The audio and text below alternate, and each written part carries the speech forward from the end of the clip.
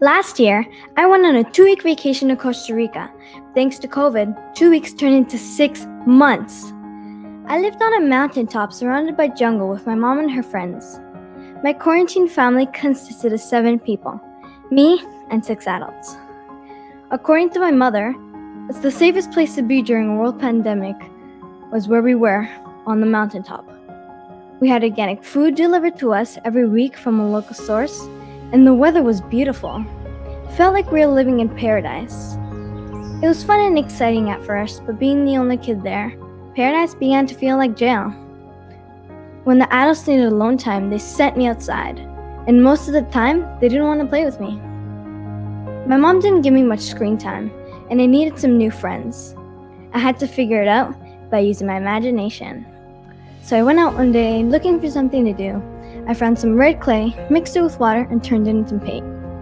Then, while painting on the concrete, I heard something making strange noises. I looked up and saw a bird hovering over me on the branch above. I ran quickly inside to get my animal book to see what bird it was, but by the time I came back, it was gone. I decided to carry the book with me in hand every time I went out, just in case I saw the bird again. Then, one sunny day, I heard it, that unique sound. I searched through the trees, and as if he knew I wanted to meet him, he perched on a branch close to me. It had white and brown stripes on its feathers and looked at me as if saying hello. I searched for the bird in the book, but couldn't find it. Luckily, one of our friends was Costa Rican, and he knew the call. He told me the name of the bird was roadside hawk. From then on, I had a special connection with that bird. And after a few weeks of seeing the bird constantly, I learned its call.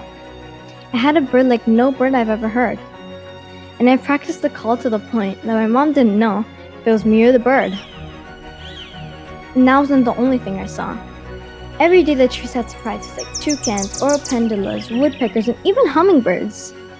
I became an explorer, stuck in casotes, which are the Costa Rican raccoons. I would find stick bugs, praying mantises, caterpillars, and other alien-looking bugs in all shapes and sizes. And spiders. So many spiders. Nature became my companion, learning something new every time I went out, since there are endless things to do. Every day there was a new creature to meet. In nature, you can be free to be yourself without getting any judgment. I had lots of things before the pandemic. I had played with my friends, I went bike riding often, but now all this disappeared. Poof! Just like that, it was all gone. COVID came and changed the way we interact with one another. We no longer have big family dinners and hang out like we used to. We no longer see each other at the park or have parties.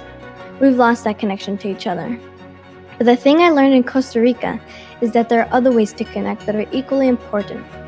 It is important to connect with yourself and the rest of the creatures we share this earth with. Life is different for everyone right now. We feel lost and confused. Everything we know about community and connection has changed. But nature allows you to create new pathways to adventure. So go create your pathway today and make a new furry friend. And in doing so, you may find the most important connection is the connection to yourself.